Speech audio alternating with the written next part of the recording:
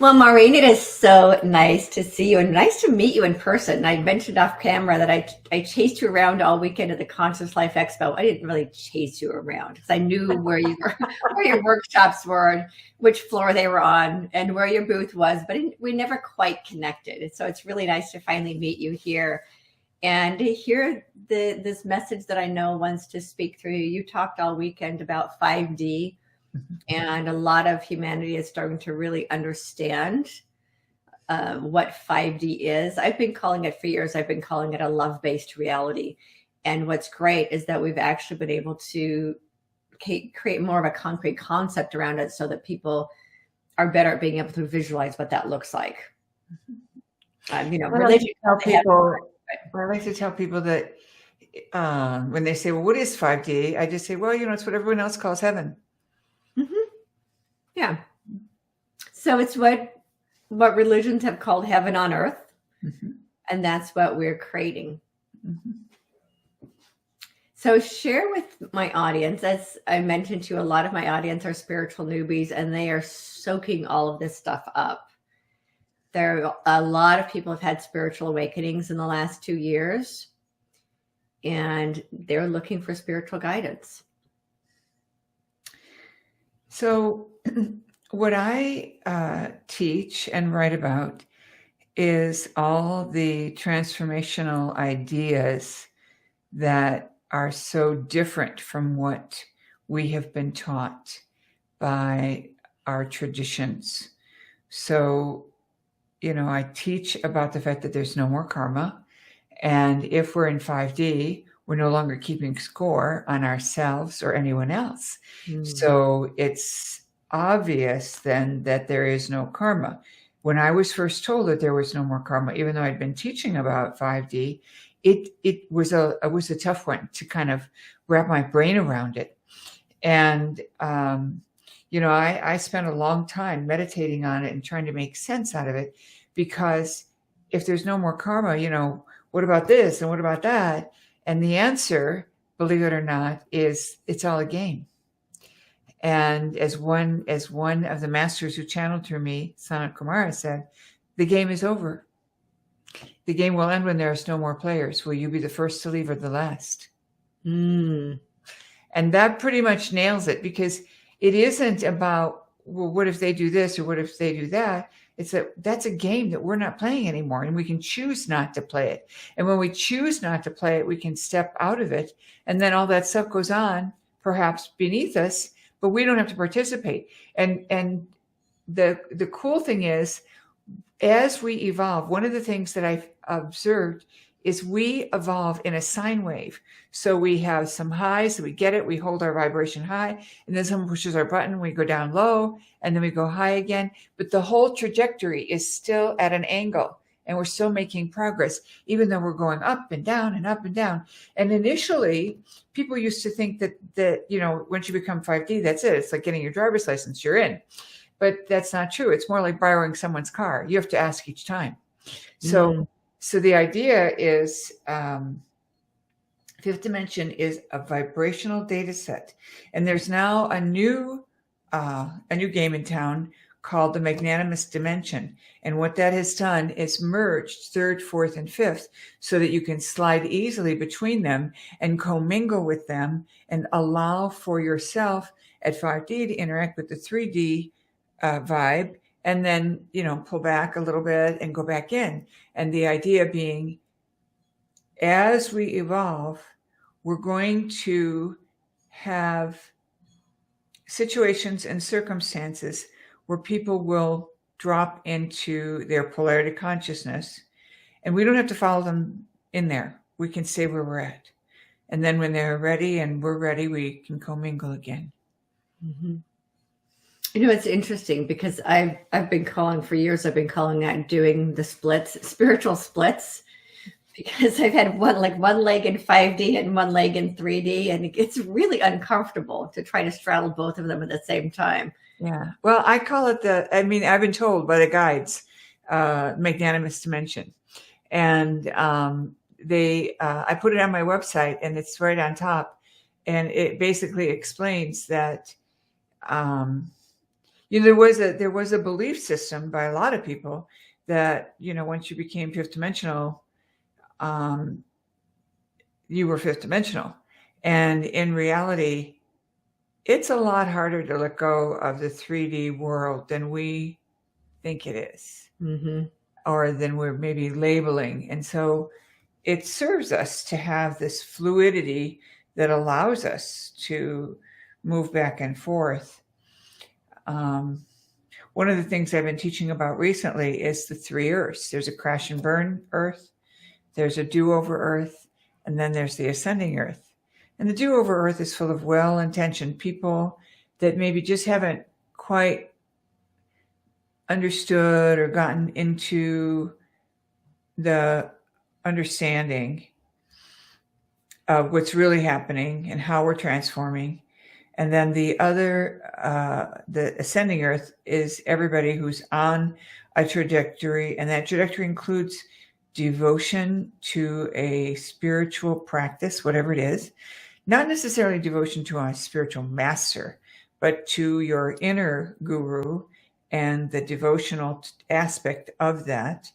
And then clear intention to be connected to nature and to people. And those things allow us to continue to evolve, because frankly, the world around us is changing so rapidly that the only way we can really know what's going on is if we're meditating and if we're spending time outside. Absolutely. Which for me is a form of meditation.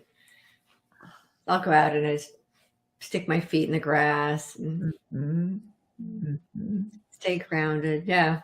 Yeah. Very important. Very, very important. So we spiritually grow by understanding that we don't know, and by being in a place of wonder.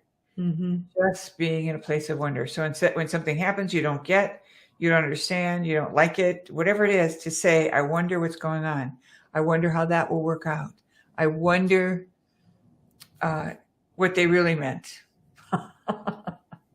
Yeah. And you know what that really reminds me of is really holding ourselves in this state of childlike wonder. And how many people really do that? They just go along through life following the rules and doing what people tell them to do. But instead of being in this continual state of, when you think about children, they're always asking, why? Why is that? What is that? How does that work? And maybe allow ourselves to return back into that state of wonder rather than being in it. And I've noticed what a lot of people do is that then when they start to see what's happening in the world, they go into a state of judgment rather than maintaining that state of wonder. It's very interesting because it's a new way to think, to be in a place of wonder, then perhaps get data, we'll call it data rather than information, and then allowing that data to be compartmentalized, but to not have the compartments be polarized. Right.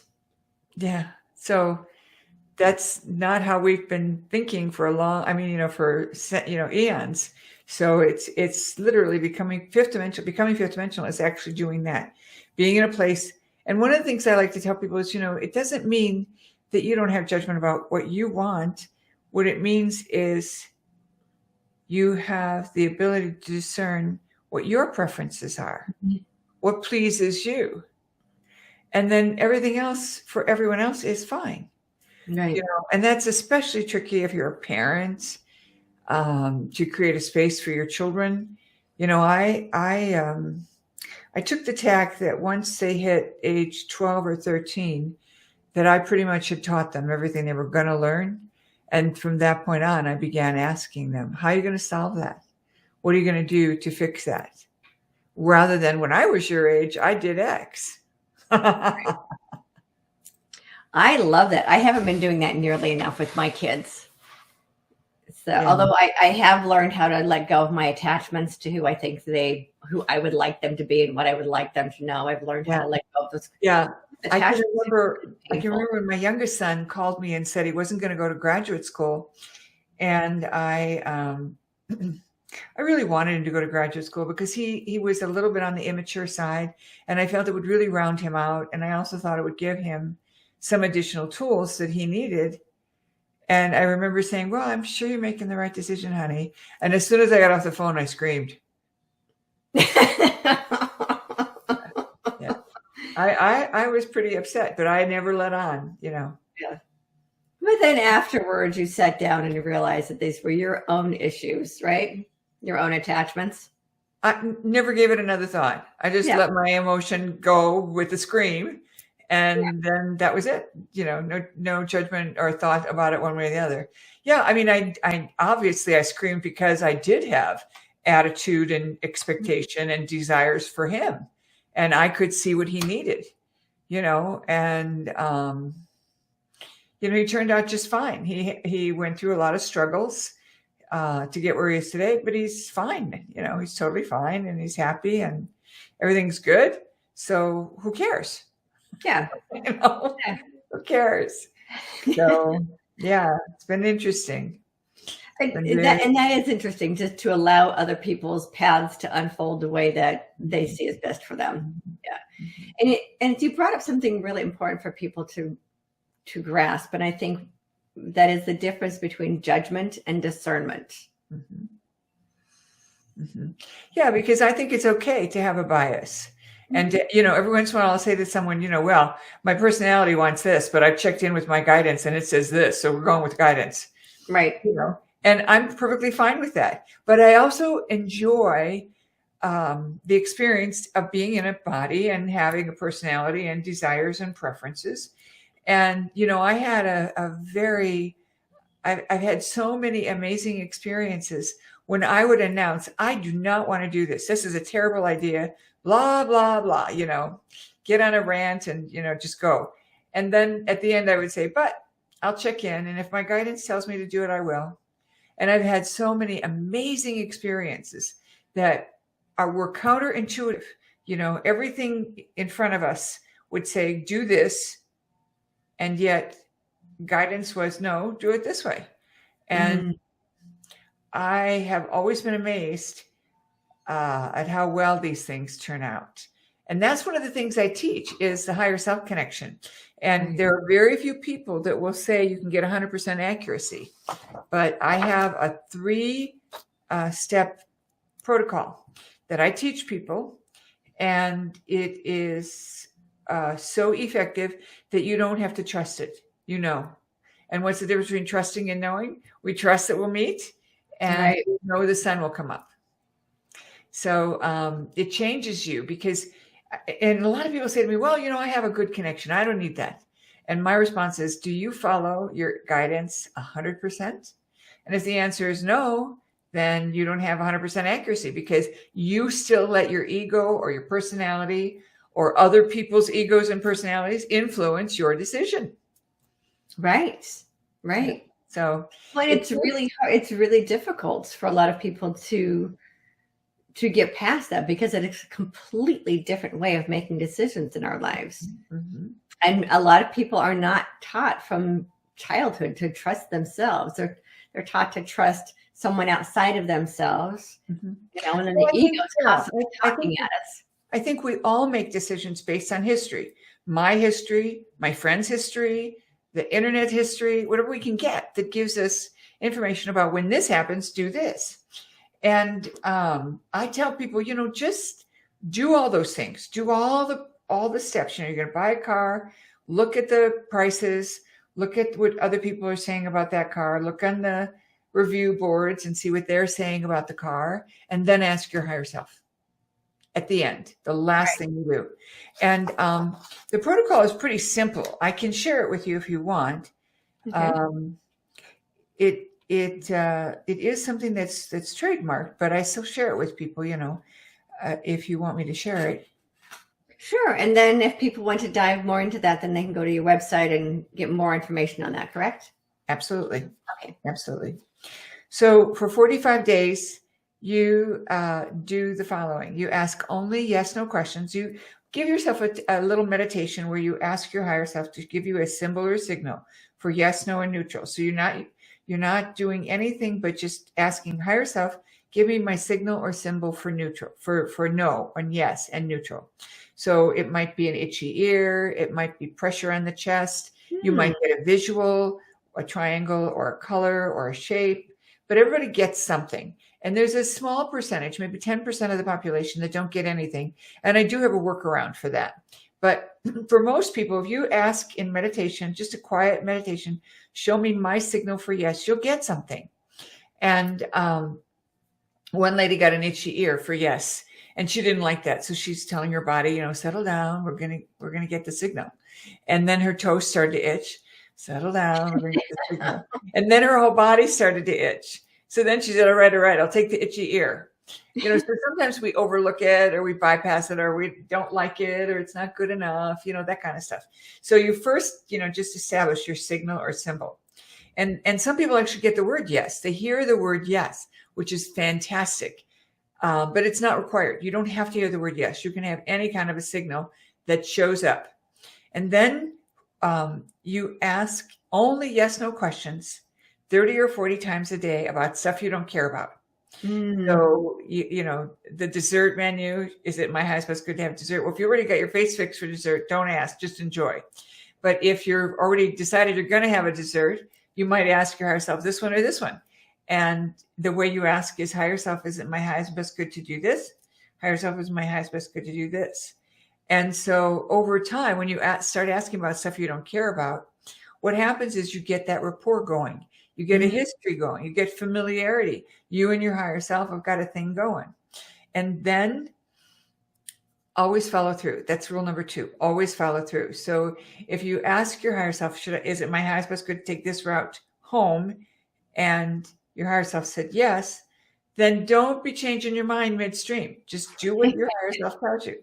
And then the third thing is set aside all your other divination toys.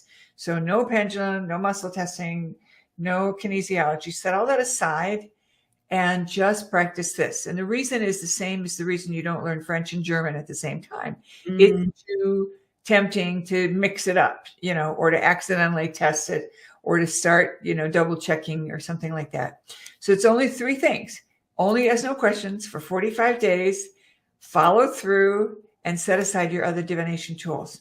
So what happens is you get a lot of experiences that don't seem to mean anything, but in hindsight, it's like, oh, I showed up at that restaurant that my higher self said to go to, and I ran into this friend I was looking for. Or you are with a bunch of friends and you check in, ask your higher self on the menu, this, you go through the menu figuring out, well, this looks good, higher self, which one? And you end up with the best meal at the table. Stuff like that will happen. And it's the hindsight. You're not keeping score. You're simply aware that that really worked out. That really worked out. And so your personality, your ego starts to get it, that your higher self is always right. And when you start to make that connection, that's when you are at the place of willingness to follow your higher self. So then after 45 days, we get new DNA, we get new cells. And so what happens is you've transformed yourself enough after 45 days of practice, the sensation or your signal. And then your higher self can come in and give you other information. And you can say, is this my higher self telling me X, Y, Z? And so it's a really powerful, powerful tool. And then, of course, the obvious happens. You ask your higher self something and decide, I'm doing it anyway, and that's okay after your practice period, after your 45 days. So I like to joke around that you'll only do that once because it's, you'll see very clearly, man, I should have listened. And so then you realize, okay, my higher self is always right. It's really fun and it's really powerful. I was booked into New York City. I'd asked my higher self what days to do my workshop. I was given the dates. And back in the day, before COVID, and I would be booking space, I'd be booking it 6 months in advance in New York because otherwise space would be too difficult to get. And in August, when I went to buy my airline tickets for a September event, my higher self said, do not fly home on September 11th, 2001. I did not know why. I only knew I couldn't fly home. So I asked, what am I to do? And I was told, fly home immediately after your event. So I was on the first flight out Monday morning. And when I had to cancel some of the appointments that I made on Monday, I was asked, well, why are you canceling? I thought we were going to, do this. And my response was the same. I don't know. I checked in and I need to be home. Maybe one of my kids will need me. Maybe something, get an important phone call, Mm-hmm. We all knew why I wasn't in New York City on September 11th. Yeah. Wow. Wow.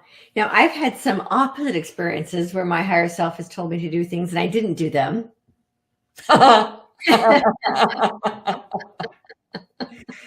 So you belong to the category, what not to do.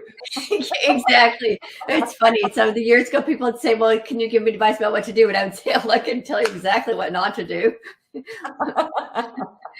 So even going back to the menu at the restaurant, right, where I'm toying between two and I get a very clear message to eat this and then I end up getting the other thing and then later I have heartburn. It's that kind of thing. Mm-hmm. Oh, yeah, I really should have listened. And it's even been bigger than that. For me, there was an entire business concept I created and didn't listen to my inner voice that said, don't start that business because it's not going to be the best investment of your money. And, it ended up being okay because it actually was the catalyst for my spiritual awakening after 2008 because the economy crashed and I lost that business. But if I would have listened to my higher self to begin with, I wouldn't have even gotten into that business. So, I don't know. You can be the other side of it. We'll be the poster children.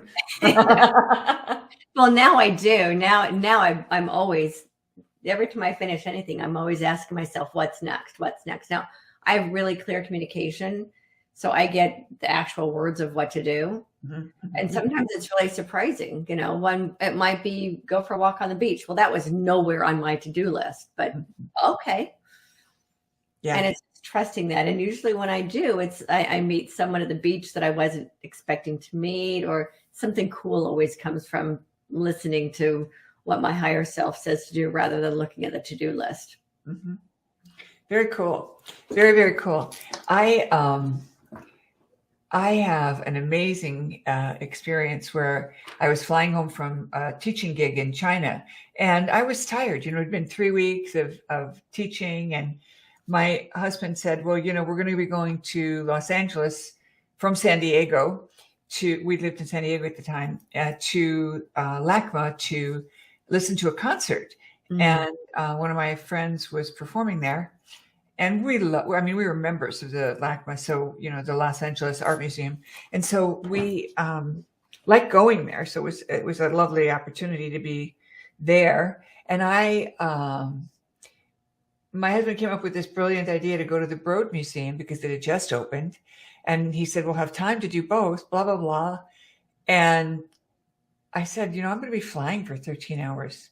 I don't want to do that. That's a terrible idea. That means we have to get up early, eat breakfast in the car, drive for, da-da-da-da-da-da-da. Mm-hmm. And when I got through with my tirade, I said, but I'll check in. If my higher self said yes, I'll do it. So my higher self said yes. And standing in line, I met this woman who had tickets for early entry. And she initially didn't want to give them to me until she realized there was two of us. My husband had gone running off for coffee. And then while I was following her back to her place in her line, my guides came in and said, you need to talk to her. So I did. And she handed me her ticket at one point and said, I'm going up front to ask about something. You're going to need this in case we get separated. So just hang on to it. And I looked at it and it was a very long German name. And I said the name out loud and I said, I used to know a family by that name, but they're from Ohio. And the man looked at me and said, well, we're from Ohio. And without skipping a beat, the older woman, his mom, who was with them, looked at me and said, are you Maureen? Mm. And it turns out that Pat, the older woman, was my mother's closest friend when I was a teenager. Oh my gosh. And so we chatted in line, had a really good visit. And then we would run into each other, throughout the museum. And at one point, Pat said to me, Maureen, when do you think I last saw you? And I said at my first wedding 40 years ago. And of course, Wow. my joke is, well, I guess I haven't changed. But this great story doesn't end there. A few months, or while we were sitting in line, I said, if you ever get to New York, we have an apartment that we don't use that much. It's fully furnished. You're welcome to stay there. And he said, actually, that would be good for us because we have 2 daughters that are going to school in New York City. Well, that sounded good. These are people that we knew. So I said, fine, just let us know when you need it. Then one day I needed a new assistant. So I called Mike and I said, do you think either of your daughters would like to come to work for me part-time? One of them did and turned out to be one of the best employees I ever had. And when she left after 2 years, she sent her close friend who was equally clever, smart, able to handle the workload, and just a joy to be around. I wouldn't have had any of that if I had said, I'm not going early. It's too much of an imposition. Wow. And I sent a picture of me and Pat to my mom. She was blown away. How could you manage that, Maureen? It's very cool stuff. So, and what you said about it being counterintuitive, your inner guidance can often be counterintuitive. It doesn't make any sense to get up extra early the day after a big flight home, But when you have the connection and the history of accuracy, there's no reason not to. Right. Yeah. Yeah. And we all have with good fortune. Yeah. And every one of us have that ability within us. We all have that inside us. We just have to learn how to set the egoic mind aside and listen. Well, that's why the practice period is so powerful, because when you practice on unimportant stuff for 45 days, you don't have to look at your ego, because you don't have an ego in that. If you really don't care what you fix for dinner and you get told to cook the whole chicken, even though that means the fish is going to be a day old, but you do that, and then somebody shows up and you say, why don't you stay for dinner? There's plenty of food.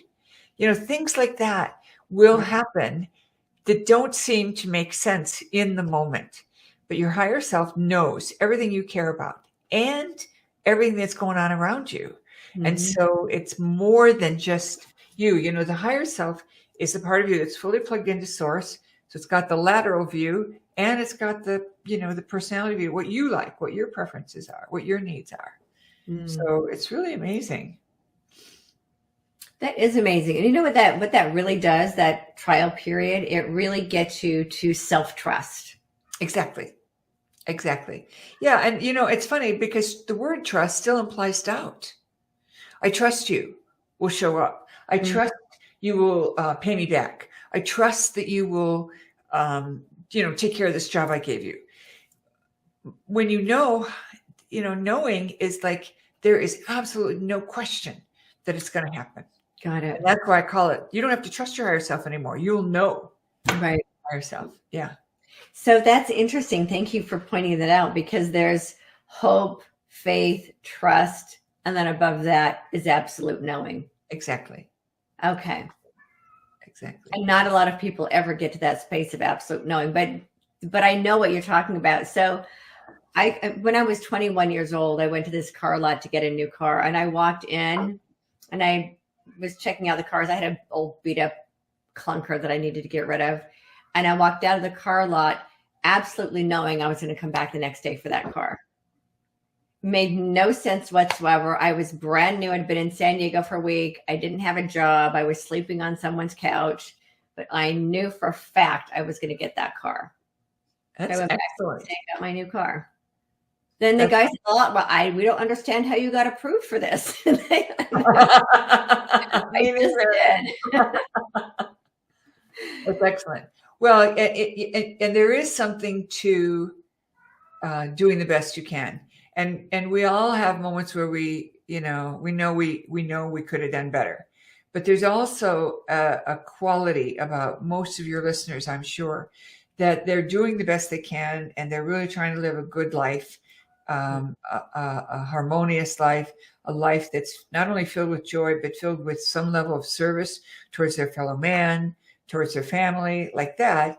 And so that willingness to be part of the bigger system that we all belong to makes it easy for those magical moments like yours to happen. Right. Very cool.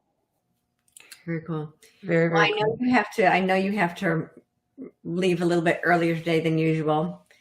For everyone who is watching, I know my shows are normally an hour long, but Maureen's got other places to be and other people to talk with. So she's going to be on her way. Thank you so much, Maureen, for being here and for sharing your wisdom and that beautiful light that you are. Thank you. And thank you for having me and accommodating me. It's been great. We'll have to do this again sometime. Thank you so much. You're so welcome. And for all of you who are watching, thank you for being here and for being the lights that you are. As I always say, remember to hold your light so high others can't help but see their own light. Together, we are creating a world of peace, harmony, prosperity, and freedom for all life on earth. And as always, get bold, be fearless, and live free.